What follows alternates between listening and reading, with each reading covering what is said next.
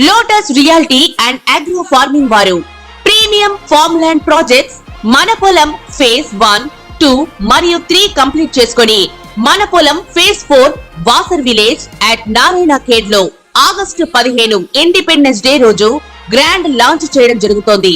Launching మరియు independence day సందర్భంగా 5 guntas land out rate లో బుక్ చేసుకున్న వారికి 1,50,000 రూపాయల డిస్కౌంట్ తో పాటు 2 గ్రాముల గోల్డ్ ఫ్రీగా ఇస్తున్నారు. పూర్తి వివరాలకు సంప్రదించండి. శ్రీమాత్రే నమః. సద్గురు జ్యోతిషాలయం 2024 సెప్టెంబర్ ద్వాదశ రాశుల యొక్క ఫలితాన్ని మనం తెలుసుకోబోతున్నాం. ఈ నెల గ్రహాల యొక్క కదలిక ఎలా ఉంది అంటే, సెప్టెంబర్ నెలలో రవి, బుధుడు, శుక్రగ్రహాలు రాశులు మారడం జరుగుతుంది. రవి కన్యా రాశిలోను, బుధుడు సింహరాశిలోను, శుక్రుడు తులారాశిలోను సంచారం ప్రారంభించేస్తున్నారు. దీని ద్వారా ద్వాదశ రాశులకి ఎలా ఉండబోతుందో ఒక్కొక్క రాశిగా మనం విశ్లేషించుకుందాం. జ్యోతిషాస్త్రరీత్యా ద్వాదశ రాశుల్లో 11వ రాశి అయినటువంటి కుంభరాశి మిత్రులారా, మీరు ధనిష్ఠా నక్షత్రం 3, 4 పాదాలు, శతభిష నక్షత్రం 1, 2, 3, 4 పాదములు, పూర్వాభాద్ర నక్షత్రం 1, 2, 3 పాదాలకు జన్మించిన మీరు కుంభరాశి వారిగా పరిగణించబడుతున్నారు. ఈ నెల మీకు శుభాశుభ ఫలితాలు ఎలా ఉన్నాయంటే, శని భగవానుడు 7.5 7.5 శని అద్భుతంగా బాగా ఉంది.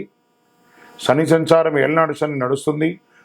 కుంభరాశి మిత్రులారా, 5వ ఇంట్లో అంగారకుడు, 2వ ఇంట్లో రాహు, శుక్రుడు 8వ ఇంటి నుండి 2వ ఇంటి ప్రభావితం చేస్తున్నాడు. బృహస్పతి నెల మొత్తం 4వ ఇంట్లో, శని సెప్టెంబర్ 16 వరకు తిరోగమన స్థితిలో. ప్రతి పని ఆలస్యమయ్యే అవకాశం ఉంది, జాగ్రత్త.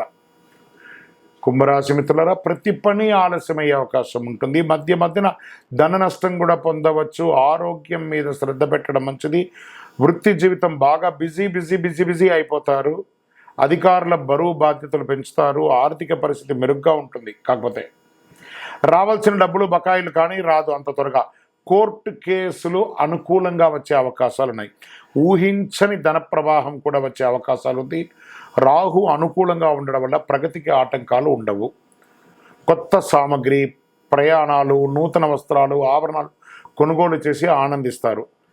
కుటుంబంలో తరచు వ్యర్థమైన వాదనలు, భార్యాభర్తల మధ్య విభేదాలు ఇవన్నీ వస్తుంటాయి. కొంచెం ఇంట్లో అశాంతి ఏర్పడే అవకాశాలు ఉన్నాయి. ఖర్చులు కూడా మీ చేయి దాటి శృతి మించిపోయే అవకాశాలు ఉంటుంది ఈ నెల. ఆరోగ్యం పట్ల చాలా శ్రద్ధ వహించాలి. కొత్త వ్యాపారాలకి దూరంగా ఉండండి. ఉన్న వ్యాపారాన్ని గట్టిగా చేసుకోండి. పని భారం పెరుగుతుంది. ఉద్యోగస్తులకి ఆదరణ తగ్గుతుంది. ఈ నెలంతా కూడా ఉద్యోగస్తులకి టక్కఫార్ ఉంటుందని కూడా చెప్పచ్చు. వ్యాపారం, వాణిజ్యం మధ్యస్థంగా ఉంటుంది. పోటీ పెరుగుతుంది. మీ తోటి వ్యాపారం నుంచి పరోక్షంగా మీకు పోటీ ఎదురు ఉంటుంది. మీరు వ్యాపార నిమిత్తం విదేశాలకు వెళ్ళడం లేదా వేరే ప్రదేశాలకు వెళ్ళడం జాగ్రత్త. అక్కడ వెళ్ళిన చోట చాలా జాగ్రత్తగా ఉండండి. మీ నోరు అదుపులో ఉంచుకోండి. కుంభరాశి మిత్రులారా, ఈ నెల మీరు నోరు అదుపులో ఉంచుకోవాలి. ఉద్యోగం చేసే మహిళలు ఆఫీస్లో చాలా ఎంత జాగ్రత్తగా ఉంటే అంత జాగ్రత్తగా ఉండండి. విద్యార్థులకి ఏకాగ్రత లోపం అవుతుంది, సవాళ్ళుగా ఉంటుంది. ఆహారపు అలవాట్లు అదుపులో ఉంచుకోండి. రాజకీయ నాయకులకి గడ్డు కాలం అని చెప్పచ్చు. షేర్ మార్కెట్ అస్సలు ముట్టుకోకండి. వ్యవసాయదారులకి మాత్రం బాగుంది. ఐటీ రంగం వారికి మిశ్రమం, మీడియా రంగం వారికి మిశ్రమం, వివాహం కాని వారికి కాస్త టైం అవుతుంది. నూతన ఉద్యోగం కోసం ప్రయత్నం చేసేవారు ఇంకొక 1-2 మంత్స్ వెయిట్ చేయండి. ఈ నెల కుంభరాశి వారు చాలా జాగ్రత్తగా ఉండాలి. ప్రత్యేకించి మీ అన్నదమ్ముల మధ్య, బంధుమిత్రుల మధ్య అందరితోనూ జాగ్రత్తగా ఉండి వాగ్వివాదానికి వెళ్ళకండి. సెప్టెంబర్ నెలలో అదృష్ట దినాలు మీకు ఏమైనా ఉన్నాయంటే 2, 8, 11, 15, 23, 27 ఇవన్నీ బాగున్నాయి. చంద్రాష్టమం సెప్టెంబర్ నెలలో 4, 9, 2024 9 గంటల 55 నిమిషాలు ఉండి 6, 9, 2024 11 గంటల నిమిషాల రాత్రి వరకు చంద్రాష్టమం ఉంటుంది. చాలా జాగ్రత్తగా ఉండవలసినటువంటి సమయం ఈ 2 రోజులు. సరే, ఈ నెల ఏం చేయొచ్చు? హనుమంతుని యొక్క ప్రార్థన చేయండి. సుందరాకాండ పారాయణం చేయండి. కొబ్బరి నూనెతో వినాయకుడికి దీపం వెలిగించండి. మీ వయస్సు ఎంత ఉందో అన్ని దీపాలు వెలిగించండి. నవగ్రహ కవచం పారాయణం చేయండి. దైవ ప్రార్థన మనకు కొంచెం ఇబ్బంది కలిగినప్పుడు దైవ ప్రార్థన మనకు ముఖ్యం కాబట్టి దైవ ప్రార్థన చేయండి. ఎంత వీలుంటే అంత మీ ఇంటి ఇలవేలుపు ఇష్ట దైవాన్ని ప్రార్థన చేయండి. మీ యొక్క పర్సనల్ వ్యక్తిగత జాతకం తెలుసుకోవాలనుకుంటే మీ పరిసర ప్రాంతాల్లో ఉన్న జ్యోతిష్ నిపుణులను సంప్రదించండి.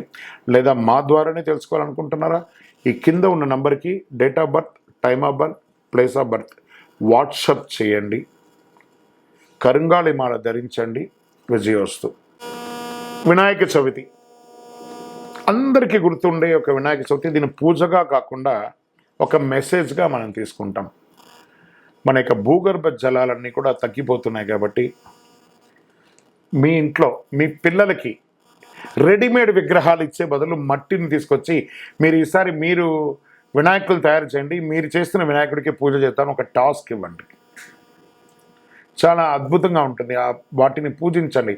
ఆ యొక్క వినాయకుల్లో కాస్త తులసి విత్తనాలు లేదా టమోటా విత్తనాలు, కొన్ని కూరగాయల విత్తనాలని ఆ పిల్లలకి ఇచ్చి ఆ మట్టిలో కలిపి ఆ విగ్రహాన్ని తయారు చేయమనండి. దాన్ని పూజించిన తర్వాత వాళ్ళ చేతనే నిమజ్జనం చేయించండి. ఒక బేసన్లో నీళ్ళు పోసి మీ ఇంట్లోనే ఒక తొట్టిలో వేయండి. ఆ చెట్టు వస్తుంటే ఆ పిల్లలు ఆనందపడతారు. నేను క్లే గణేష చేస్తే మా ఇంట్లో చెట్టు వచ్చింది. దానివల్ల ప్రకృతి బాగుంటుంది, ఆక్సిజన్ పెరుగుతుంది, అన్ని రకాలుగా ఉంటుంది. ఇక మండపాల్లో వినాయకులు పెట్టుకునే వాళ్ళు దయచేసి ప్లాస్టర్ ఆఫ్ ప్యారిస్తో కూడినటువంటి వినాయకుడిని దయచేసి పెట్టకండి. క్లే గణేష్ అని పెట్టండి. తర్వాత మండపాల్లో ఈ సినిమా పాటలు అవన్నీ కూడా కాస్త అవాయిడ్ చేయండి. మనం భక్తిగా ఉండగలము అని అంటేనే ఆ యొక్క మండపాల్లో పూజించను, కానీ వేరే వేరే వ్యవహారాలతో మండపాల్లో ఉండకండి. ఎందుకంటే ఆ మండపం అంటే సాక్షాత్ ఒక గర్భాలయం లాంటిదే. అది ఆ 9 రోజులు నవరాత్రులు, గణపతి నవరాత్రులు చాలా విశేషంగా చేస్తుంటాం కాబట్టి అక్కడ పవిత్రంగా ఉండడానికి ప్రయత్నం చేయండి. మనం మొదటి రోజు పవిత్రంగా ఉండి మిగతా రోజులు కొంచెం తేడాగా ఉంటే భగవంతుడు అన్ని రకాలుగా ఆలోచిస్తుంటాడు, మనల్ని చూస్తుంటాడు. మన వాటిని కాస్త దాన్ని మండపాల దగ్గరగా ఎక్కువ మందిని దర్శనానికి రప్పించే మార్గం చూడండి. ఆ యొక్క భజన కార్యక్రమాలు, కళాకారులు ఎంతోమంది ఉన్నారు చూసారా, వాళ్ళకి అందరికీ అవకాశం ఇవ్వండి. మన కోసమే ఎదురు చూస్తున్నారు ఆ కళాకారులందరూ, వాళ్ళకి అవకాశం ఇవ్వండి. ఈ యొక్క వినాయక చవితి వచ్చిందంటే ఎంతమందికి ఉపాధి కలుగుతుంది తెలుసా?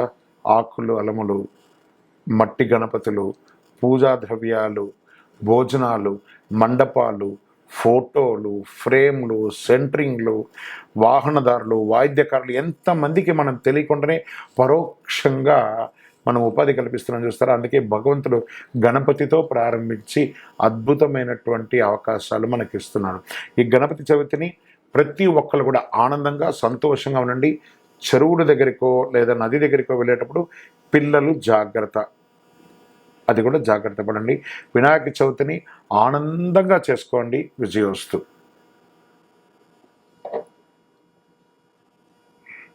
Next any topic.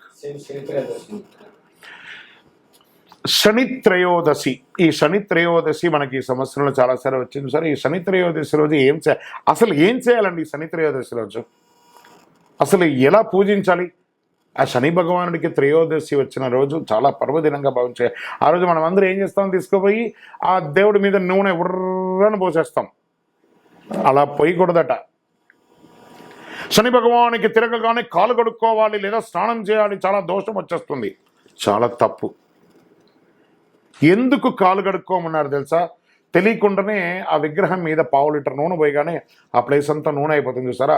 మీ అడుగు ఆ నూనె మీద పడి అలా ప్రదక్షిణ, దేవాలయం చుట్టూ ప్రదక్షిణ చేసేటప్పుడు ఆ అడుగుల మీద చిన్న పిల్లలు కానీ పెద్దవాళ్ళు కానీ పెడితే జారి పడుతారు. కాబట్టి ఆ నూనె మీ కాలు కట్టకుండా ఉండడం కోసం కాలు కడగండి అన్నారు. కానీ శని భగవాన్ని ప్రార్థన చేయడం వల్ల కాలు కడగండి అని అనకూడదు. అది ఒక దుష్టగ్రహం కాదు. అలా దుష్టగ్రహం అయితే దేవాలయంలోనే పెట్టరు కదా. సరే, ఏం చేయకూడదు అన్నాం. ఏం చెయ్యాలి? ఆ నూనె కాస్త తీసుకుపోయి పాదాల దగ్గర ఇలా అద్దాలి. నువ్వుల ఒక నల్లటి వస్త్రం తీసుకోండి, అందులో నువ్వులు వేయండి, దాన్ని మూటగా కట్టండి, 9 సార్లు నల్ల దారంతో చుట్టండి.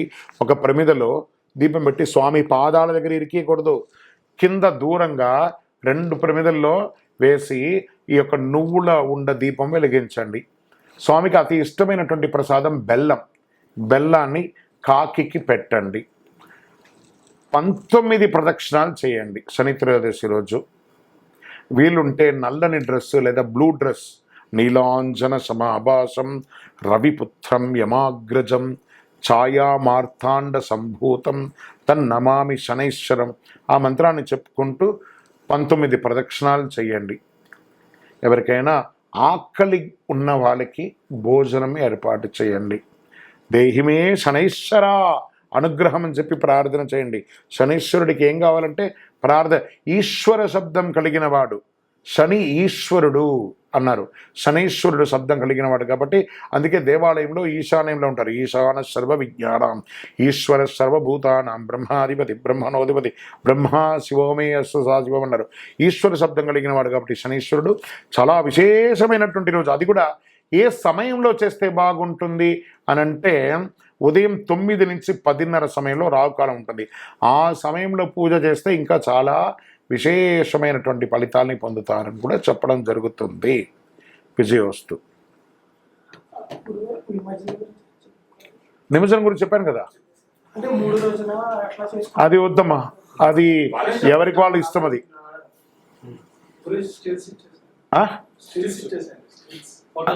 Stills okay.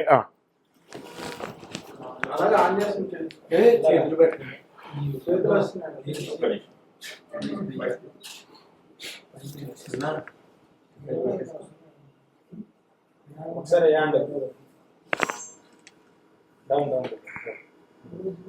ఒక్క నిమిషం అలా ఉంచండి, కొంచెం అలా ఉంచండి. Yes. Right.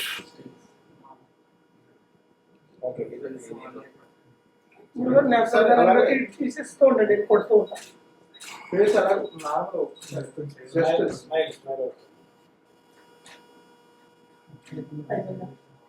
ఓకేనా? Okay okay